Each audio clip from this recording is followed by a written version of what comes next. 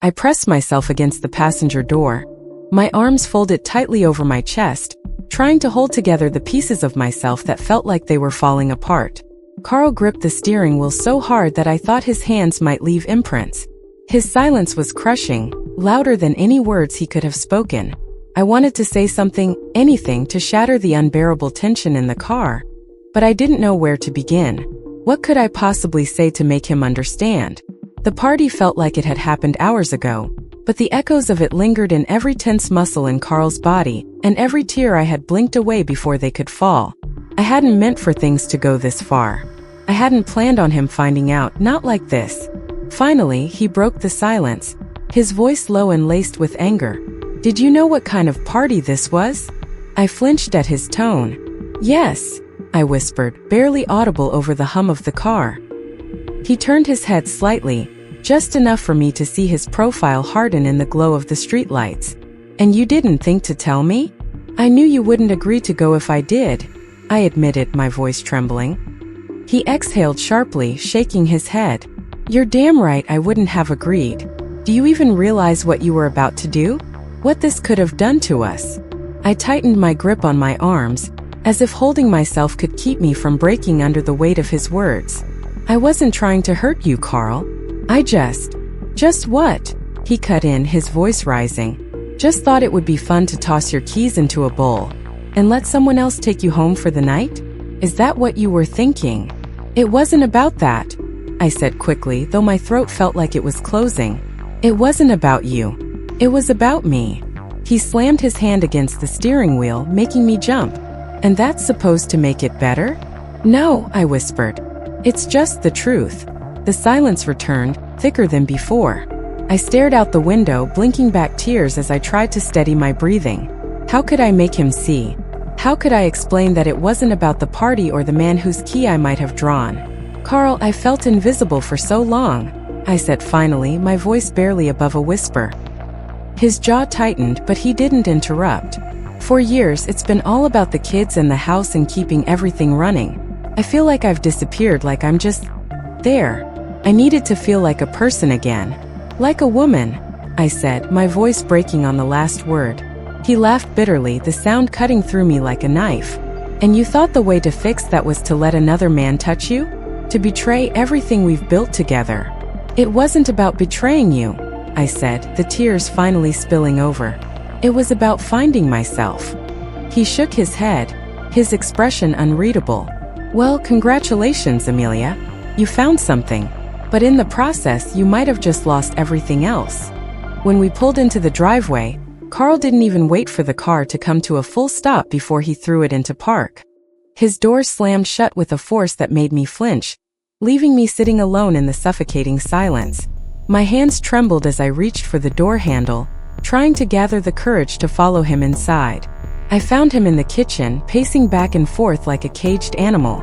The sight of him, his shoulders tense, his jaw set, made my chest tighten with guilt and something close to panic. I knew this was bad, worse than I'd allowed myself to imagine. But I hadn't expected the sight of him like this, so raw, to hurt this much. "So, are you going to explain yourself?" he asked without looking at me, his voice low but vibrating with anger. I stood in the doorway, my arms crossed protectively over my chest. "I've already told you." "You've told me nothing," he snapped, cutting me off. His eyes locked onto mine, filled with a fury I'd never seen before. "All you've done is make excuses. I needed this, Karl. I needed that. What about what we needed? What about what this family needed?" "It wasn't about you or the family," I said quietly, though the words sounded hollow even to me. "It was about me. I felt so lost. I thought maybe." "Maybe what?" he interrupted, his voice rising. "Maybe screwing around with some stranger would make you feel better? You thought that would magically fix everything." I shook my head, tears stinging my eyes. "It wasn't about fixing anything. It was about feeling something, Karl. I've been numb for so long and I needed to feel alive again." His laugh was cold and humorless. "Well, I hope it was worth it. Because now you've made damn sure I feel nothing but disgust." The words hit like a physical blow, and I couldn't stop the tears from spilling over. "I didn't mean to hurt you," I said, my voice cracking. I wasn't thinking about the consequences, I was desperate. Desperate, he repeated, shaking his head. You were desperate enough to throw away 10 years of marriage. Desperate enough to risk everything we've built together. Desperate enough to break this family apart. He gestured toward the stairs, where our children slept soundly, blissfully unaware of the chaos brewing beneath them. The mention of our kids sent a fresh wave of guilt crashing over me. I would never let this affect them, I said quickly, though even as the words left my mouth, I knew how empty they sounded. It already has, Karl said, his voice quieter now but no less cutting. You think they won't notice when their parents can't even look at each other? When the home they've always known starts to fall apart. You did this, Amelia. You chose this. I hesitated, struggling to find the words. I thought it might bring us closer. I thought it might make you see me again. His eyes widened in disbelief. Closer? You thought this would bring us closer. He let out another bitter laugh. All you've done is show me how little I mean to you. That's not true, I said, taking a step toward him. I love you, Karl. I've always loved you. Love, he said, his voice breaking for the first time. You call this love? He turned away, running a hand through his hair. For a moment I thought he might leave the room, but he stopped and faced me again. His eyes were red, his voice heavy with something I couldn't quite name. You could have come to me, he said softly. You could have told me how you were feeling. We could have figured it out together. But instead, you went looking for someone else. And now I don't know how to fix this. I opened my mouth to respond, but no words came. He was right. I should have come to him. I should have trusted him enough to share the things I'd been too afraid to admit even to myself. But I hadn't. And now the distance between us felt insurmountable. Karl shook his head, his expression hardening again. I can't do this tonight, he said, his voice flat. I'm sleeping in the guest room. Karl, please, I said, my voice trembling. We can talk about this. We can figure it out. Figure it out, he repeated, his tone bitter. The only thing I've figured out is that I don't know you anymore. With that, he turned and walked away, leaving me standing alone in the kitchen. The weight of his words settled over me like a heavy blanket, suffocating and inescapable. I sank into a chair, burying my face in my hands as the tears came in earnest. For the first time, I let myself fully feel the gravity of what I'd done. I hadn't just hurt Karl. I hadn't just risked our marriage. I'd jeopardized the one thing I'd always thought was unshakable, our family. And now I wasn't sure if there was any way to put the pieces back together. I woke up on the couch, my neck stiff and my face still damp from tears I hadn't realized I'd cried myself to sleep with.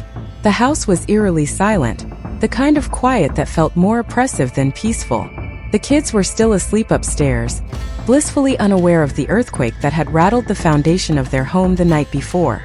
Karl's words replayed in my mind, each one sharper than the last. I don't know you anymore. The way he'd looked at me, like I was a stranger, someone he couldn't trust, made my chest ache. I sat up slowly, the blanket I'd pulled over myself slipping to the floor. The kitchen light was still on, a testament to how abruptly the night had ended. I couldn't sit still. The weight of guilt and regret felt unbearable. I made my way to the kitchen and started making coffee, the motions automatic.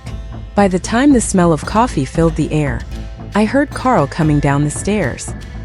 His footsteps were heavy, and when he appeared in the doorway, his face looked as tired and drawn as I felt. "Morning," I said softly, my voice barely audible over the sound of the coffee maker. He didn't respond. Instead, he moved past me to grab a mug from the cabinet, pouring himself coffee without a word. The silence between us was suffocating. I wanted to break it, to say something that would make him look at me, speak to me. Anything but this cold, distant wall he'd put up. "Karl," I started, my voice trembling. "I know you don't want to talk to me right now, but..." "You're right," he said sharply, cutting me off. He turned to face me, his eyes tired but no less angry. "I don't want to talk to you. I don't even want to look at you right now." I swallowed hard, the lump in my throat threatening to choke me. I need you to know that I'm sorry. I never meant to hurt you, Karl. I swear." He laughed bitterly, shaking his head. You keep saying that, Amelia, like it makes a difference. Like it undoes everything you've done. I opened my mouth to respond, but he held up a hand to stop me. Do you even realize what last night was for me? He asked, his voice rising. Standing there, watching you get ready to throw away everything we've built? Watching you stand there like it was no big deal? Do you have any idea what that felt like? I wasn't throwing anything away, I said quickly, though the words felt hollow even as I said them. I wanted to feel alive again. I wanted. Stop, he said, his voice cold. Just stop. I fell silent, tears welling up in my eyes. You say it wasn't about me or the kids or our life together. But do you even hear yourself? Do you know what you're saying? He stepped closer, his eyes locking onto mine. You're saying that I wasn't enough. That this family wasn't enough. That's not true, I said, my voice breaking. I love you, Karl. I love the kids. I love our life. Then why, Amelia? He asked, his voice quieter now but no less intense. Why wasn't it enough? I had no answer. How could I explain a feeling I didn't fully understand myself? The emptiness, the longing, the need for something I couldn't even name. It had driven me to a place I never thought I'd go. But I couldn't explain it in a way that would make sense. Karl shook his head, stepping back. I can't do this right now, he said, his voice heavy with exhaustion. I need to think. I need to figure out what the hell we do next. I nodded silently, watching as he grabbed his coat and walked out the door. The sound of it closing behind him was like a gavel striking the final blow. I sat down at the kitchen table, my hands wrapped tightly around my coffee mug, as if its warmth could somehow fill the emptiness inside me. I wanted to go back to before the party, before the fight, before everything fell apart. But I couldn't. I couldn't undo the choices I'd made. The rest of the morning passed in a blur. I cleaned the house on autopilot, wiping counters that were already spotless and straightening things that didn't need straightening. Anything to keep my hands busy, to avoid the deafening silence of the house and the louder silence in my head. The kids woke up eventually, their sleepy faces a reminder of the life Karl and I had built together, the life I was at risk of destroying.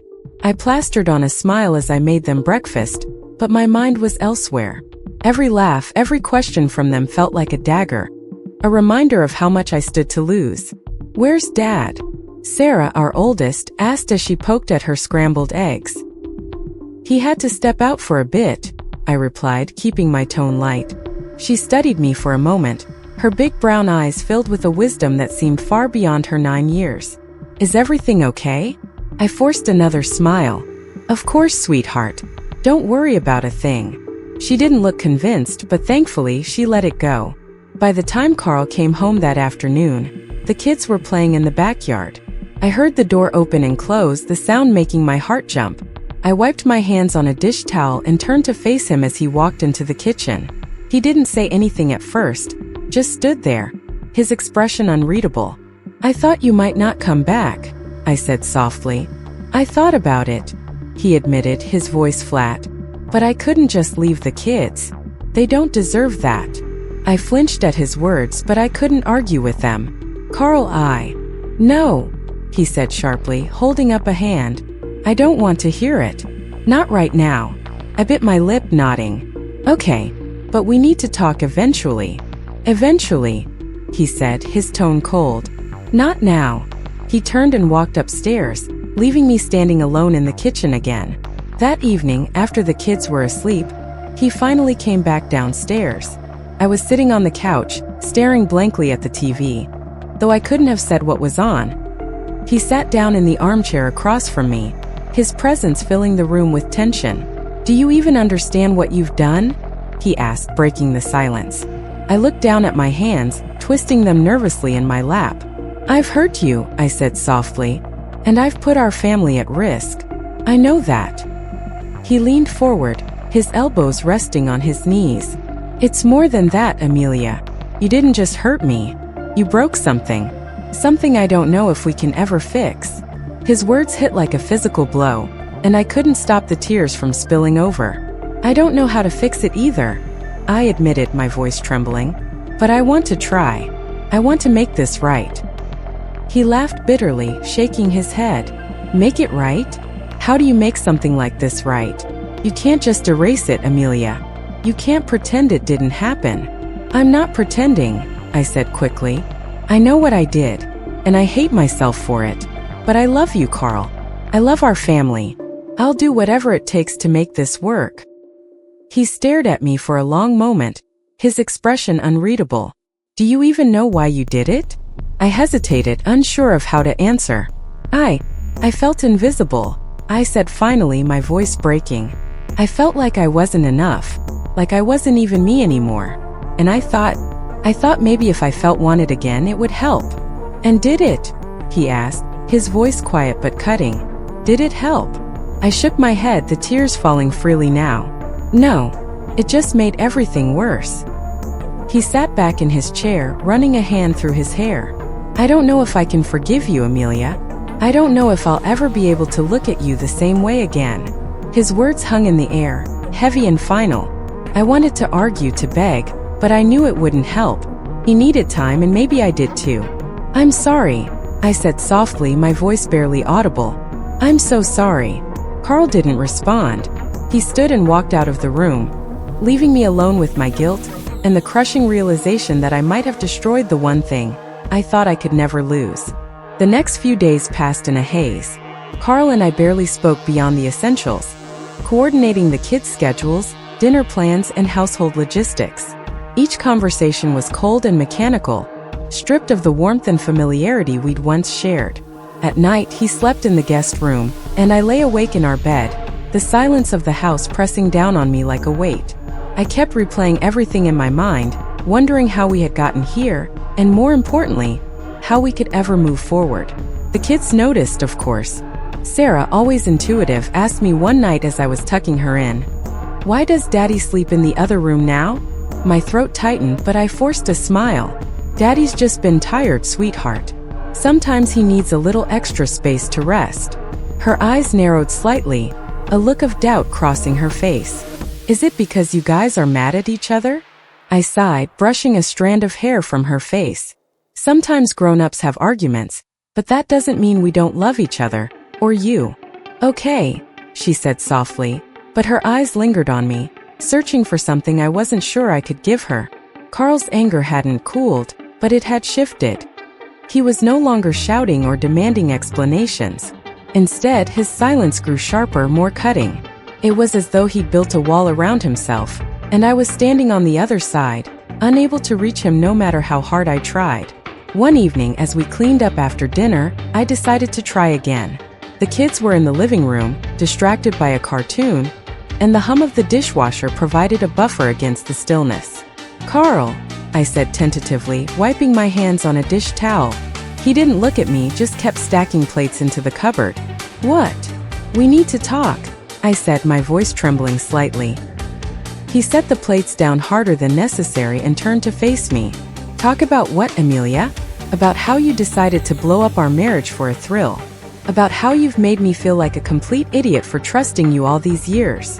I flinched at his tone but stood my ground. "I know I've hurt you. I know I've broken something I may never be able to fix. But I need to know if there's still a chance. If we can try to get through this."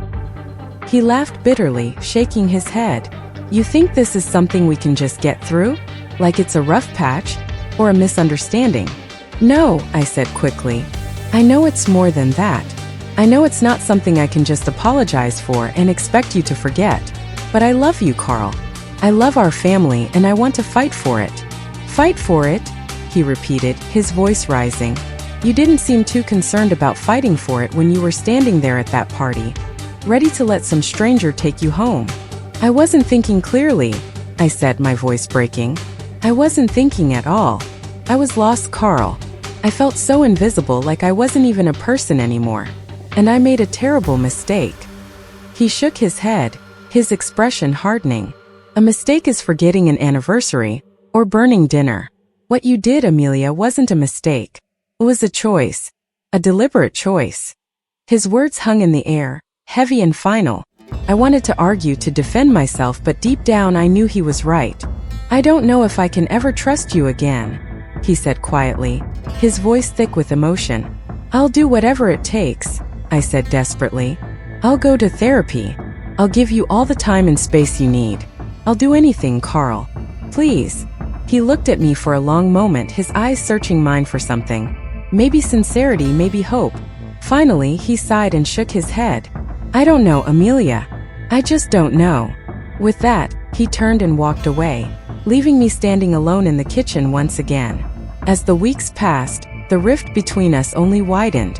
Karl remained distant, throwing himself into work and avoiding me whenever possible.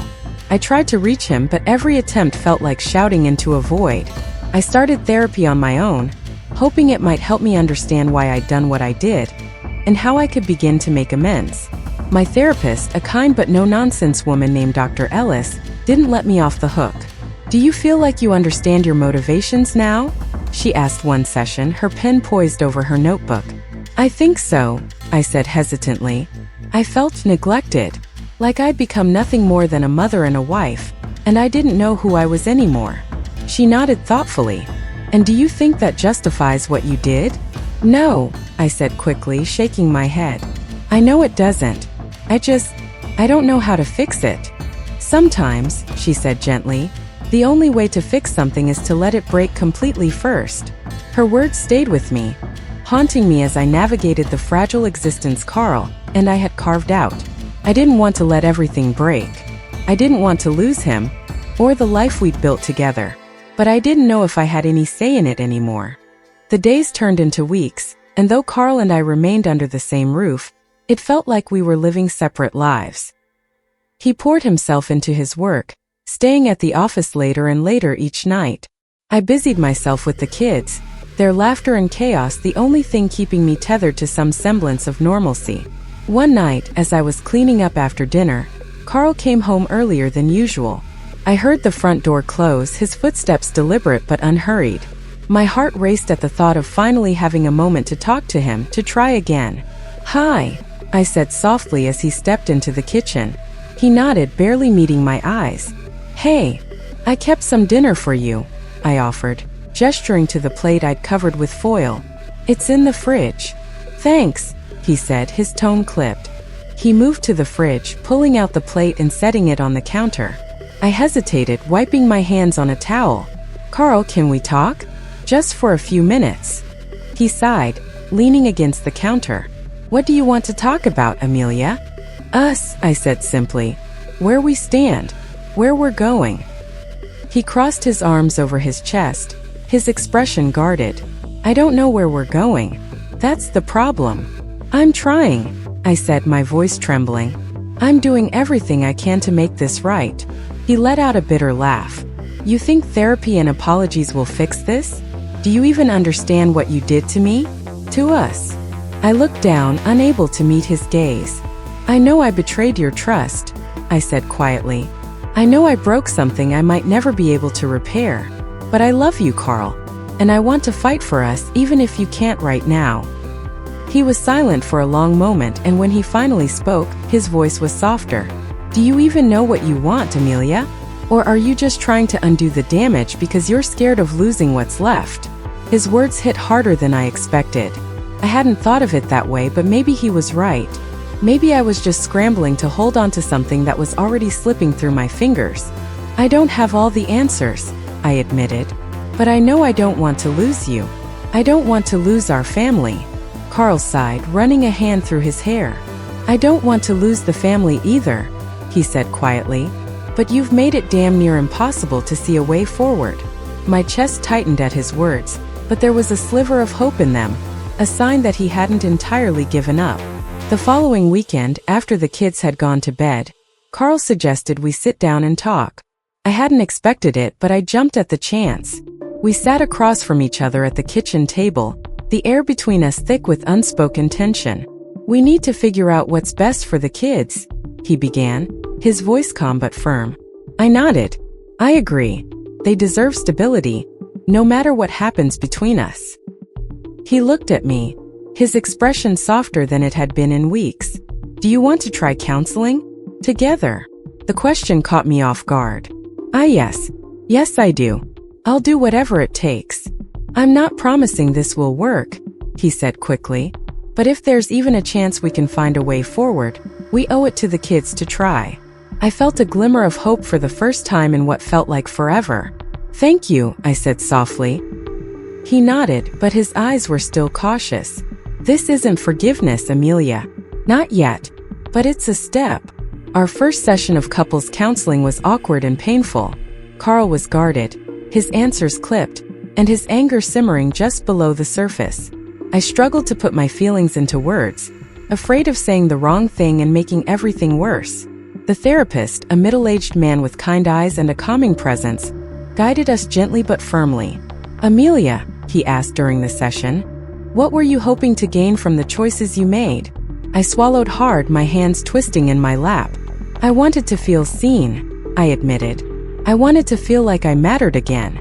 Like I was more than just a wife and a mother." Karl's jaw tightened, but he said nothing. "And Karl," the therapist continued, "how did Amelia's actions make you feel?"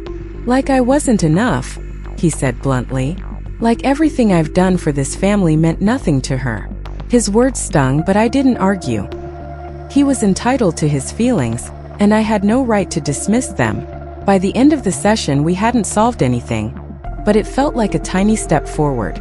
The following weeks were filled with more sessions, more conversations, and more uncomfortable truths. There were moments when I thought we were making progress, and others when it felt like we were only ripping open old wounds. Karl remained distant, but there were glimmers of the man I had fallen in love with, the way he smiled at the kids, the occasional moments of kindness that slipped through his anger. I knew we weren't out of the woods yet, and maybe we never would be. But for the first time, I felt like there was a sliver of hope. As the weeks turned into months, Karl and I worked our way through counseling, each session peeling back the layers of our broken relationship. Some days it felt like we were making progress, small moments of connection that reminded me of what we'd once had. Other days, the weight of everything that had happened felt unbearable, like a mountain we could never hope to climb. The kids seemed to sense the shift in the household, though they didn't understand it. Sarah, ever observant, kept asking questions that I struggled to answer. "Are you and Dad okay now?" she asked one night as I tucked her in. Her wide eyes were filled with hope, and it broke my heart.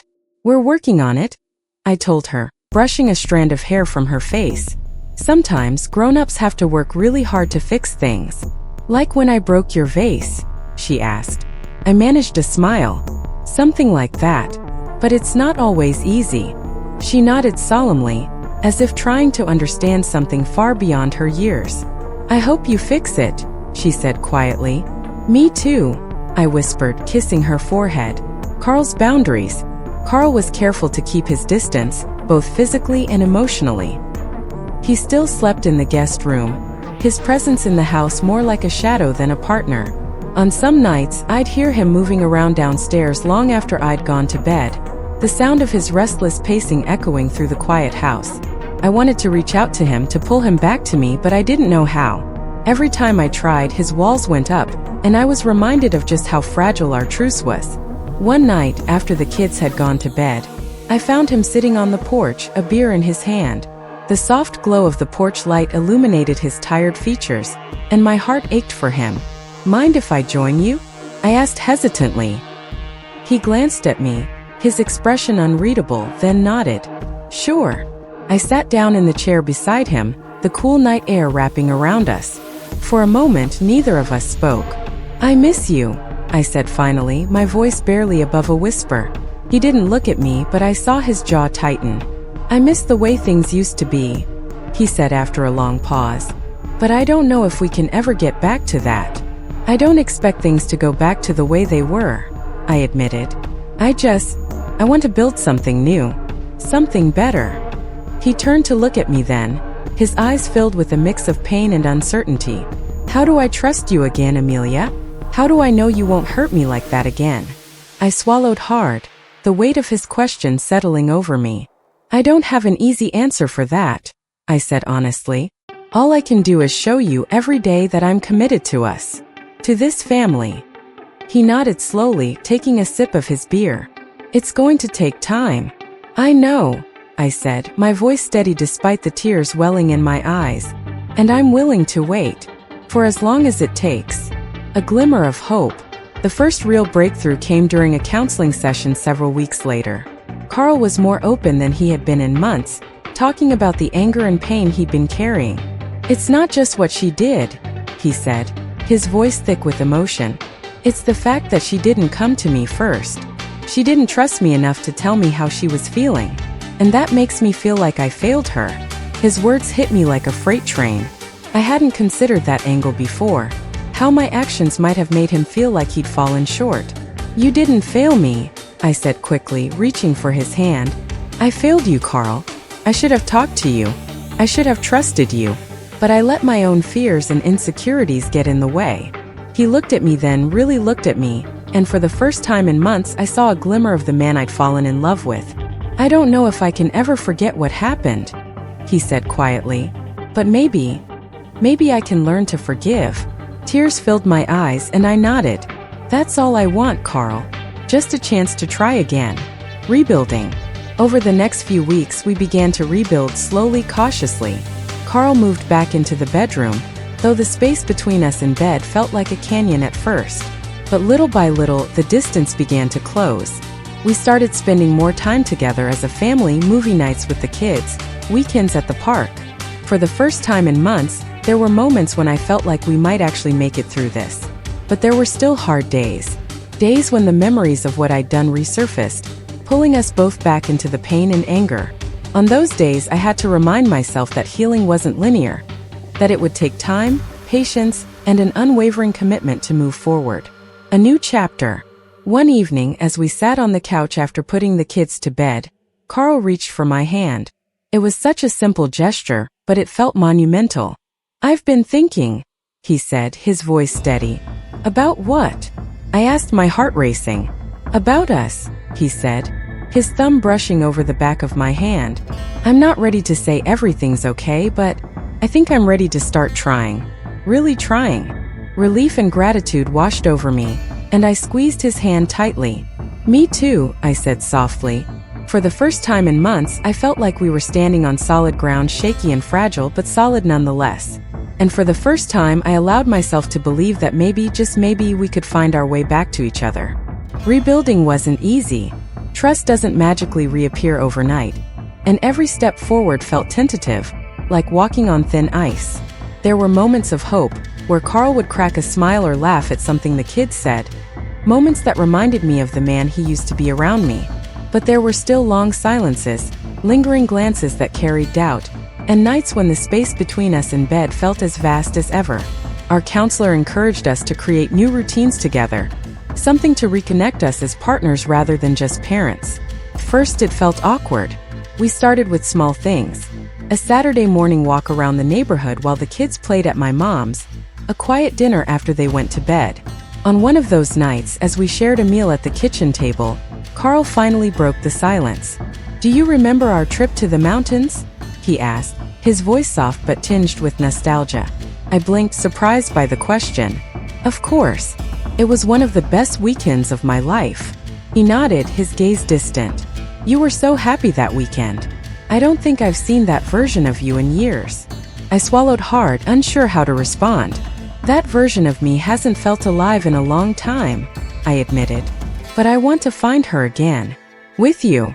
He didn't say anything for a long moment, but when he finally met my gaze, there was something softer in his eyes. "I'd like to see her again too," he said quietly. "A weekend away. We decided to take a trip, just the two of us." It felt risky, like venturing into uncharted territory, but it was something Karl suggested, and I didn't want to pass up the chance to spend uninterrupted time together. We left the kids with my mom and drove to a quiet lakeside cabin a few hours away. The drive was filled with a comfortable silence, punctuated by small conversations about the scenery or a favorite song on the radio. It wasn't much, but it was more than we'd had in months. When we arrived, the cabin was exactly what we needed: small, cozy, and tucked away from the rest of the world. That first evening, we sat by the fire, the warmth of the flames casting a soft glow over the room. "This place reminds me of our first apartment," Karl said, leaning back in his chair. I smiled. "Tiny kitchen, creaky floors, terrible heating?" "Yeah," he said, his lips twitching into a small smile. "But we didn't care. We had each other." The words hung in the air, heavy with meaning. I wanted to reach for him, to close the distance between us, but I hesitated. Karl must have sensed it because he looked at me, his expression unreadable. Do you still think about those days? All the time, I said honestly. I think about how simple things felt back then, how close we were. I miss it. He nodded, his gaze dropping to the fire. Me too. The silence that followed wasn't uncomfortable, but it was charged. It felt like a turning point, a moment where we both realized how much we wanted to find our way back to that place, to each other. Breaking down the walls. The next day we went for a hike along the lake. The air was crisp, the sun filtering through the trees in dappled patches of light. For the first time in what felt like forever, I felt a sense of peace, even if it was fleeting. As we walked, Karl surprised me by reaching for my hand. It was a small gesture, but it sent a rush of warmth through me. I don't want to keep living like this, he said suddenly, his voice steady but low. I looked at him, my heart pounding. Like what? Like we're just two people living under the same roof, pretending everything's fine, he said. I don't know if I can ever forget what happened, Amelia, but I want to try to forgive. For the kids. For us. Tears welled up in my eyes and I nodded. I want that too. More than anything. He stopped walking and turned to face me. I can't promise this will work, but if you're willing to fight for us, I'll fight too. A tear slipped down my cheek, and I reached up to wipe it away. I'll fight for us every day, Karl. I promise. He pulled me into a hug, and for the first time in months, I felt like I could breathe again. Returning home. When we returned home, things weren't perfect, but they were different. Karl was more present, and I felt a renewed sense of hope. We continued counseling, working through the layers of pain and resentment one session at a time. There were still moments of doubt, days when the weight of everything we'd been through felt unbearable. But there were also moments of connection, small victories that reminded us both why we were fighting to rebuild. One evening, as we sat on the couch watching a movie with the kids, Karl reached for my hand. He didn't say anything, but the gesture spoke volumes. I knew we had a long road ahead of us, but for the first time in a long time, I believed we could make it. The months that followed felt like a delicate balancing act. Each day brought small steps forward, but there were always moments of doubt and lingering pain. Trust isn't something you can rebuild overnight, and both Karl and I knew that. Our counselor, Dr. Harper, encouraged us to create a new foundation, one built on honesty and vulnerability. That wasn't easy for either of us, especially with the walls we both built around our hearts. But we were trying, and for the first time I felt like we were on the same team again. One evening after the kids were in bed, Karl and I sat on the porch, the cool night air wrapping around us like a blanket. He was quiet, sipping his beer and staring out at the darkened street. Do you think we'll ever get back to what we were? I asked hesitantly, breaking the silence. He looked over at me, his expression thoughtful. I don't know, he admitted. I think what we were is gone. But maybe that's not a bad thing. I frowned, unsure of what he meant. How so? He set his beer down on the small table beside him, leaning forward with his elbows on his knees. I've been thinking a lot about us, about how we ended up here. And I realize now that maybe what we had wasn't as perfect as I thought it was. Maybe we both let things slip without realizing it. His words stung, but I couldn't deny the truth in them. I never stopped loving you, I said quietly. Even when I felt invisible, I still loved you. I never stopped loving you either, he said, his voice soft. But love isn't enough if we're not showing up for each other. I wasn't paying attention to how you were feeling, and that's on me. But what you did, he trailed off, his jaw tightening. I know, I said quickly, tears welling in my eyes. I know I broke something, Karl, and I don't know if I'll ever be able to fix it. But I want to try. He nodded slowly, his gaze meeting mine. That's all we can do. Try. The first real test. A few weeks later, Karl had to leave town for a work conference. It was the first time we'd been apart since the fallout, and the prospect of being alone again felt daunting.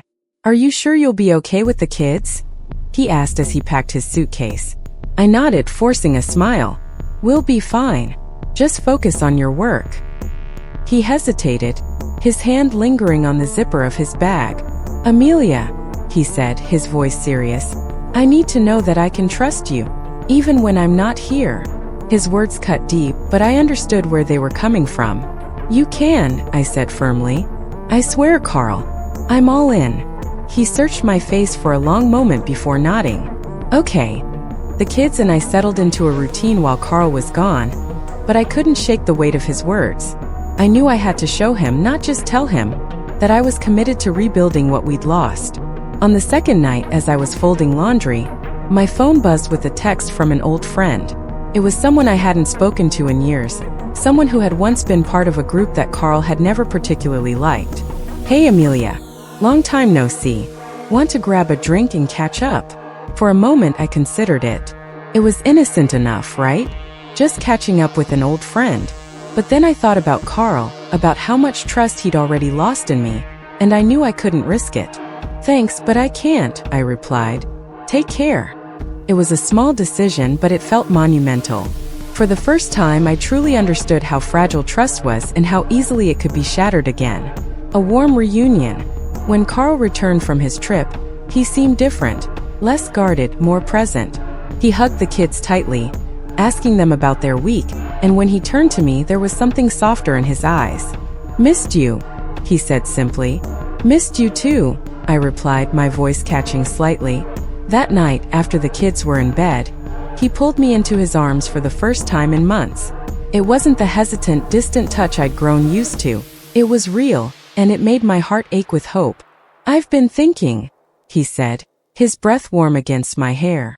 I don't want to keep living in the past. I want to look forward, Amelia. With you. Tears welled in my eyes and I nodded against his chest. Me too. I want that too. Moving forward. The next few months weren't perfect. Healing never is. There were still arguments, moments of doubt, and times when the scars of what had happened felt too raw to ignore. But there was also progress. We started going on date nights again, something we hadn't done in years. We spent more time as a family, laughing and playing with the kids. And slowly, we began to rebuild the intimacy we'd lost. One evening, as we lay in bed together, Karl reached for my hand. I'm proud of us, he said quietly. Me too, I whispered, my heart swelling with gratitude. For the first time in a long time, I felt like we were finally on the same page, walking toward the same future. And while I knew the road ahead would still have its challenges, I also knew that we were stronger together. As the seasons changed, so did the dynamic between Karl and me. The house began to feel warmer, more like a home again, and the lingering tension that had haunted us for months started to dissipate. We weren't fully healed. Some scars never fade completely, but we were learning to live with them and grow despite them. One evening, after the kids were asleep, Karl surprised me with a question I hadn't expected. Do you want to renew our vows? He asked, his voice steady but laced with vulnerability. I blinked at him, caught off guard. You'd want to do that? After everything? He nodded, reaching for my hand. I think we've earned it. I want to make new promises, not just for you but for us. For our family. Tears welled in my eyes and I squeezed his hand tightly. Yes, I whispered. I'd love that. Planning a renewal. We decided to keep it simple. A small gathering at the park where we'd had our first picnic together years ago. Only close family and friends were invited, and the kids were thrilled to be part of something so special. The weeks leading up to the ceremony were filled with quiet excitement.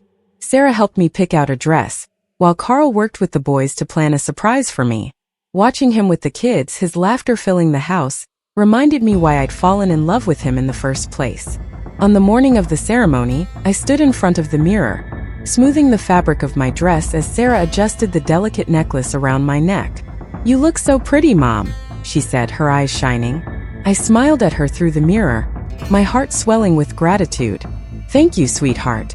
That means a lot. As I looked at myself, I felt a sense of calm I hadn't known in months.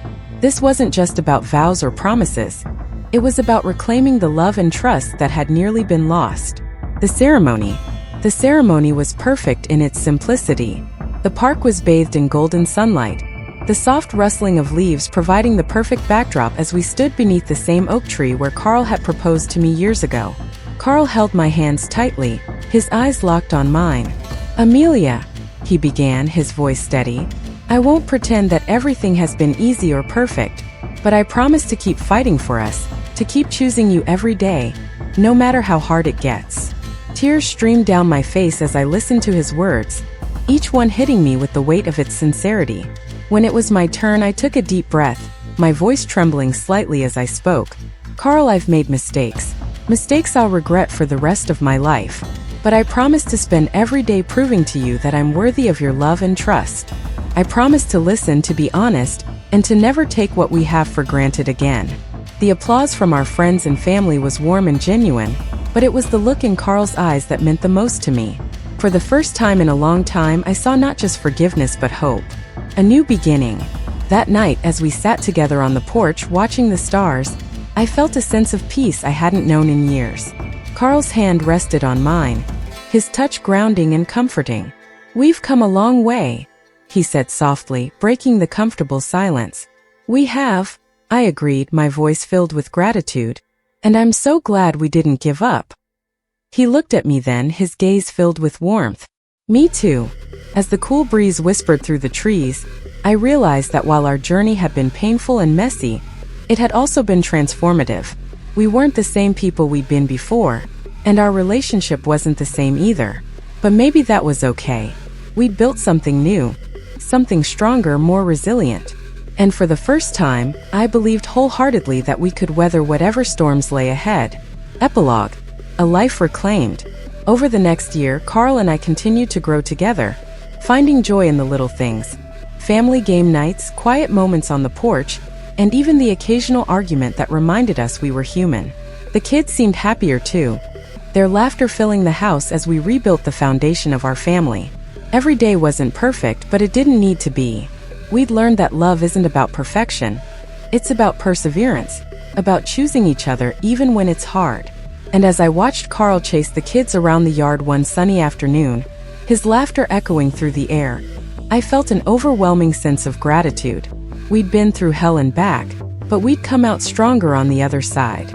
And for the first time in a long time, I felt like everything was going to be okay.